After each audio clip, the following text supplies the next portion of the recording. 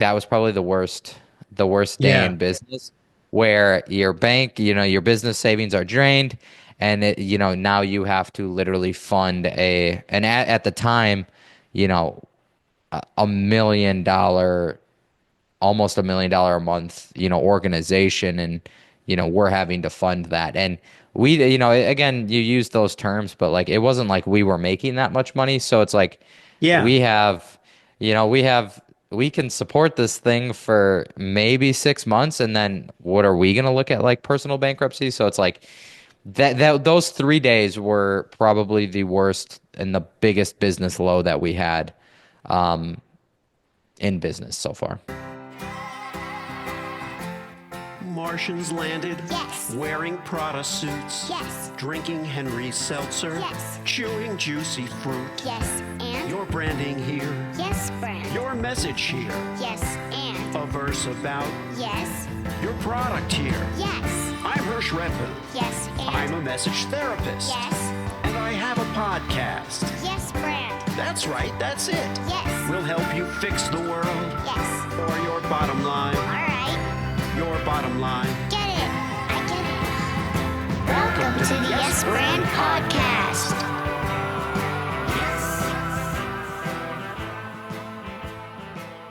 Who is in the hot seat today on Yes Brand? It is Jake Setterlun.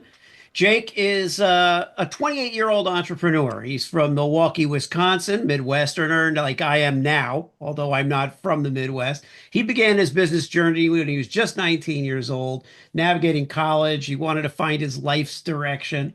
And along the way, he has had remarkable successes and significant setbacks, failed ventures, scaling to $1 million months, losing it all, rebuilding from scratch, which is something that it's not easy to do that all before 30. That is a unique and diverse perspective, and that's what Jake brings to the show. He's been in Inc., Yahoo Finance, Influencive, and he was recognized with the prestigious 2024 Inc. 5000 award for fastest growing marketing company. We're going to talk about his marketing businesses and his personal brand. Jake, welcome to the show.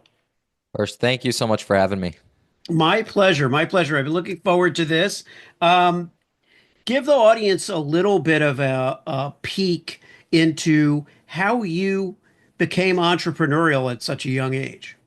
Absolutely. So I think it really starts from, childhood.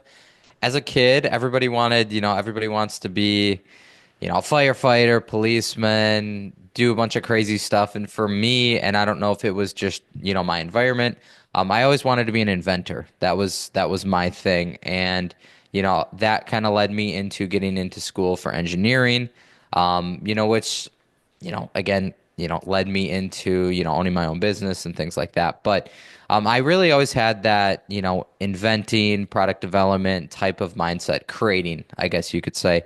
But yeah, that led me into being in school for engineering. I was in school. I was like, hey, this isn't for me. Let me try to start my own business. I had started a prototyping business. Unfortunately, you start a business, clients just don't come. So I learned marketing, and marketing led me into what I do now, which is offering that as a service to individuals. So it was kind of this weird connect the dots of starting off, again, wanting to create, wanting to make products, which really led me into what I do now, which is kind of doing that, but online. Yeah, which is an interesting point. You know, wanting to be now, I remember, I don't know what I wanted to be exactly. I think I wanted to.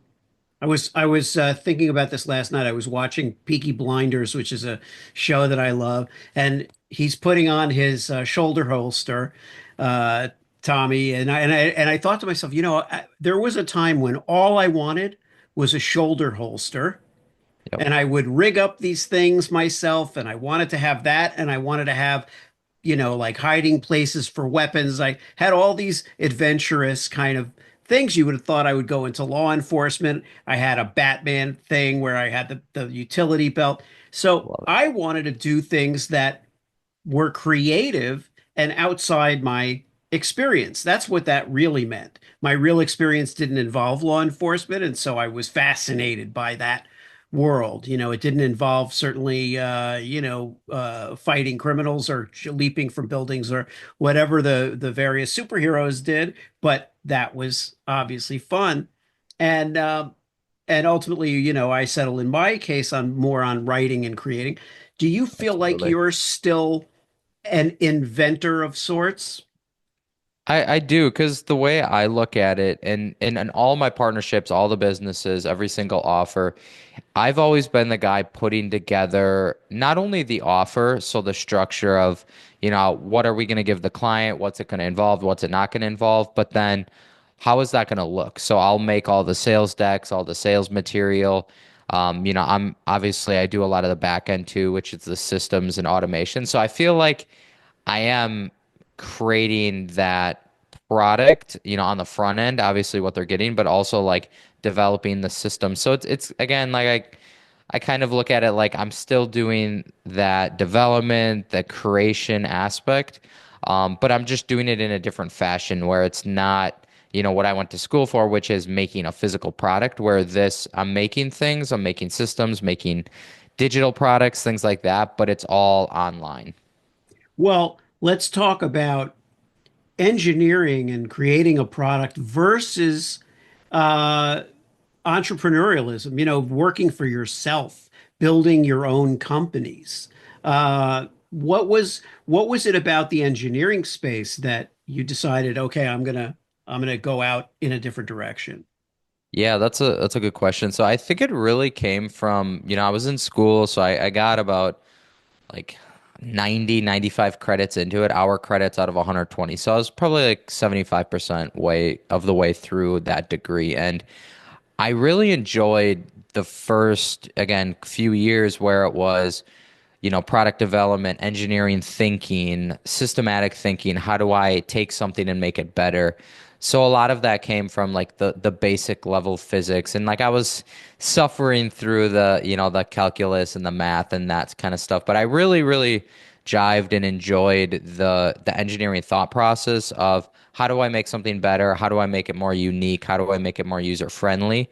And then once I really got into the more like looking at which material is better for this type of thing, or what is the math say on the tensile strength of this specific setup or design or something like that. Once I got into that kind of stuff, I just really fell out of it because it was less now about the look, the feel, the design of something, the idea of that product versus like what is the true, which really what it is, the engineering, the math. Is this going to function? Is this going to break type of thing? So I really never had a passion for that. It was always the upfront, just the idea of the product, the user experience, what it's going to look like, how it's going to feel, not so much the math behind it. Yeah. Yeah, which fits in with what entrepreneurs usually are fascinated with and taken by.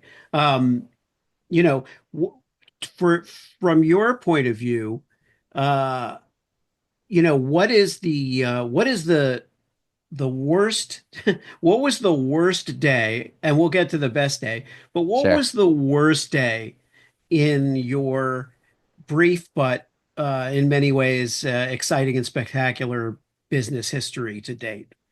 Sure. So I'll say the worst day. We've had a couple bad days, but I think it was the first month. So we had been, just to give you a little backstory, we had been losing, on month over month from a business perspective, and it, came from some internal stuff where we had our whole support team and fulfillment outsourced, and there was a lot of things being hidden from us, which obviously, we're hearing from customers on, publicly. So, have reputation issues. So it all kind of, comes back to you eventually. But we were having issues, and we had probably 2 to 3 months of losses within the business. And this is coming off of our, our high, some of our biggest month. And, we had, continued to scale and everything like that. And it was the first time where our accountant basically called us up, our finance team was like, hey, we're going to need an owner contribution into the business this month, which meant we were pulling about $50,000 as a partner, each of us putting that back into the business so so everybody could eat, everybody could function, everybody had a job for that next month. So that I think was the worst day, and probably for me it was about a 72-hour period where we were really like and had to have some tough conversation about like, are we going to continue to fix this and try to, move past this? Do we just shut down the shop and, deal with it as it is? But I think that was probably the worst day Yeah. in business where your bank, your business savings are drained,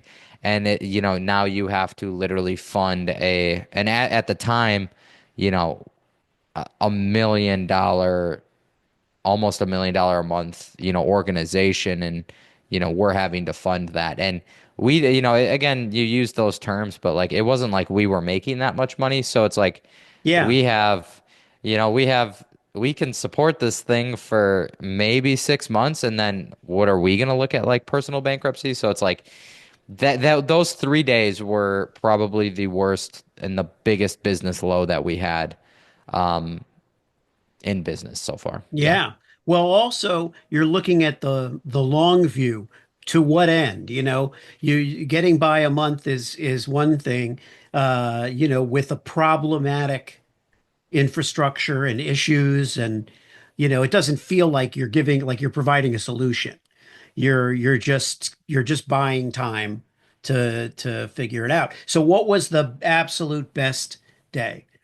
Absolutely. So, I mean, you could say that the best, and again, it's been a while since we were at the point where, we're doing crazy numbers like that and everything. So like there were some cool days where you're looking at the month and you're getting a six-figure payout and everything like that. But I think the coolest day where it really solidified my mindset and my like self-confidence, like damn, like we can do this, like we can make this happen long term, was that month, and this was probably 2-ish years ago, after we basically built everything back up.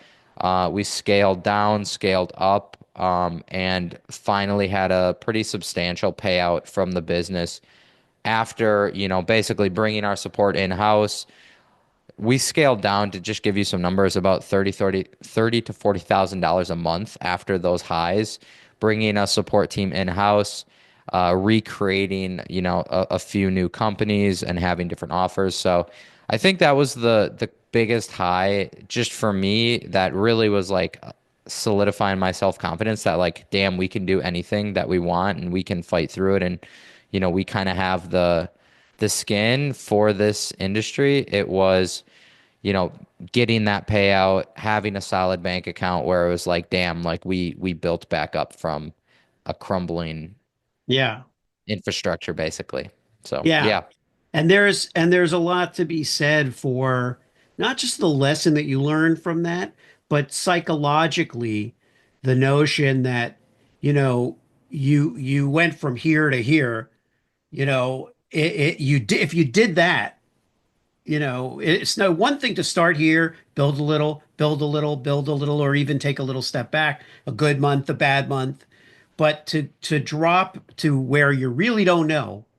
yep, And maybe this is a loss, a loss for you where the whole thing washes out and then you bring it back to profitability and stability. That's even that much more gratifying.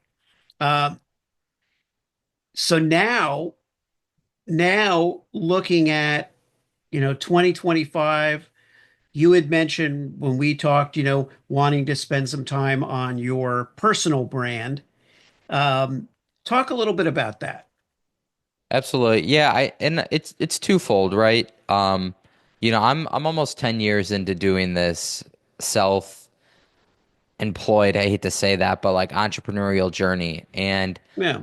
I see all these people online selling, here's my course of how I did X, Y, and Z, learn from me. Everybody's doing that. And I'm just Right. like, I feel like I have so much more value to give. So part of it is just really being able to educate people on those hard lessons, and being able to give back and like actually be a solid line for new people to learn about how to do things properly.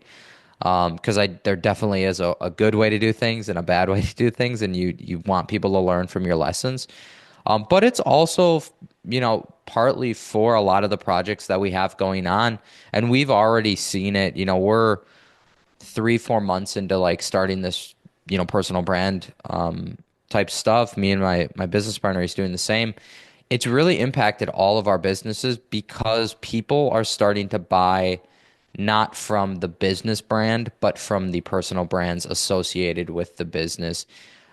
We used to be super heavy and super in depth on like building the business brand and the business having, being its own entity.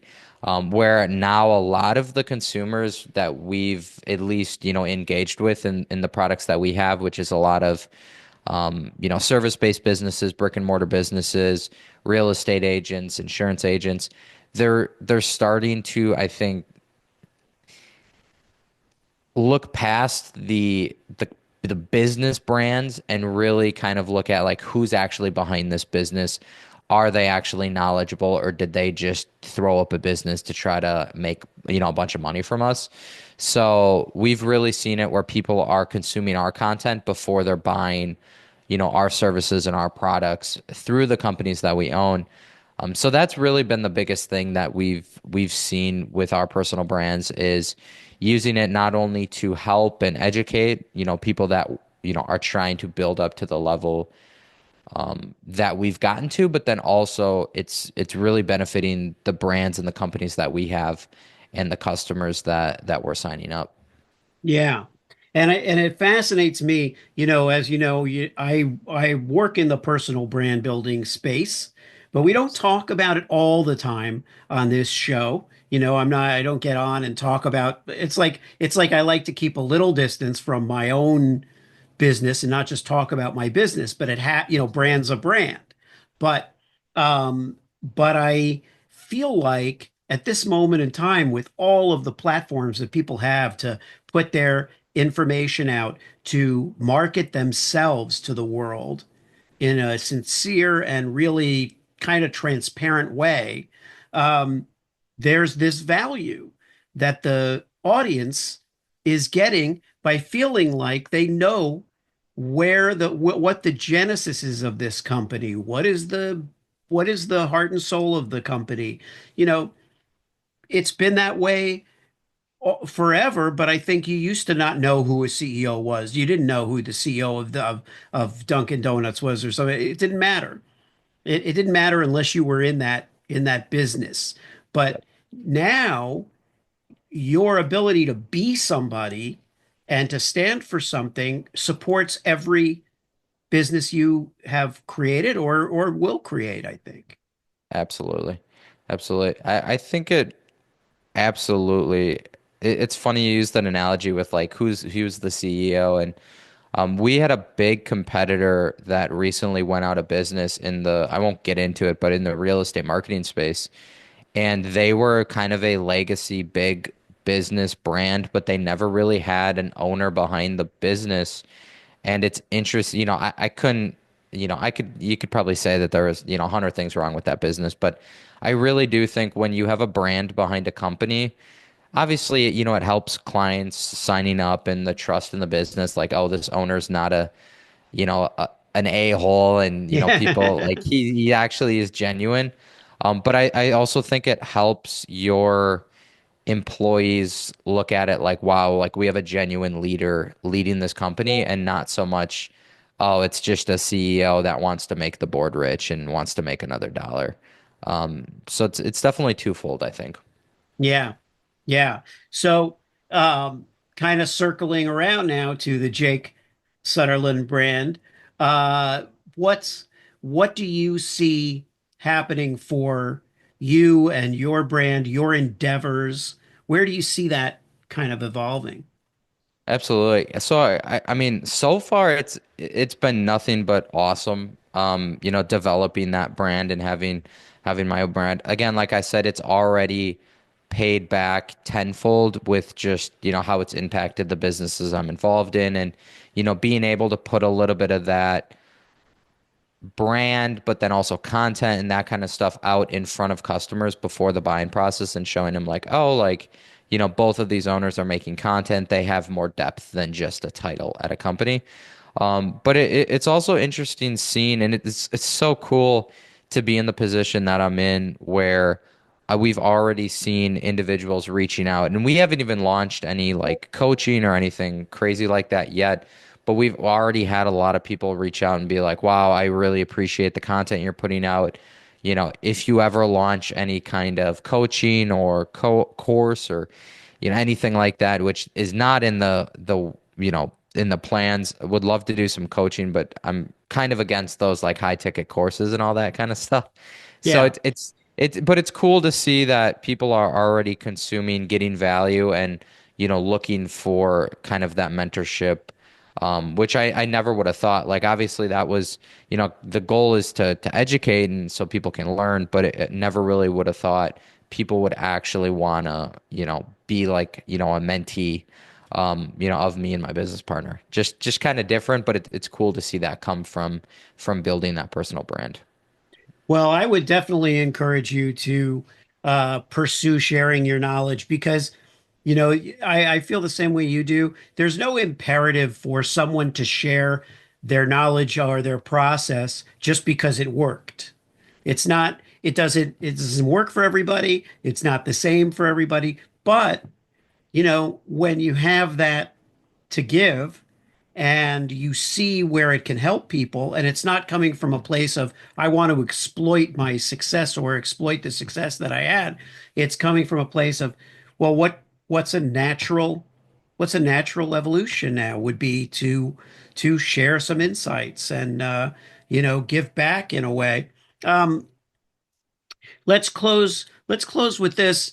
Uh, Given your relative youth and the fact that that you're you're at a place where there are people out there that are 19 now, 20 now. They're starting, but the world is different a decade later. Anything that you've learned or observed of this moment in time in this world that you would impart to young entrepreneurs? Anything worth something takes a long time. And I'll explain that a little bit.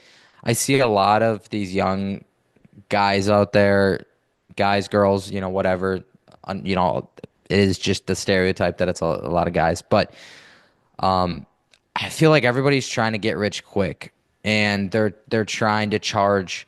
I've seen it so many times in just some of the conversations I've had where they're like, I'm gonna, is this niche good? Like, I'm gonna charge, just as an example, insurance agents $3,000 a month to help them grow. And I'm just like, number one, they can't afford that. And number two, it's like you're clearly just trying to get as rich as possible, as fast as possible. And anything that's substantial that is going to last the test of time, that's not just a little quick win that lasts 6 months. It's going to take years and years and years of experience and like really building up a solid business and foundation. Not saying that you have to pass the business on to your kids, but even if you're trying to sell it and exit, like it takes years to build something that's actually substantial and can flourish without you versus all these people out there that just want to make, a couple dollars super, super quick. Because you can lie, you can have the appearance that you're successful and that's great if you can collect money, but what's really important in business is being able to collect money, but then can you keep the money, which means do you have a legitimate product? Are you actually providing a good service and things like that? So that's what I would have to share with those kids starting out, and really trying to get started nowadays. All right. If you liked the show, Yes, and it worked for you, yes, then subscribe and leave a yes, friend. 5-star review. Yes, friend. Tell all your friends. Yes, friend. Get your branding here. Yes, friend. Get your branding here. Yes, friend. Did I make it clear?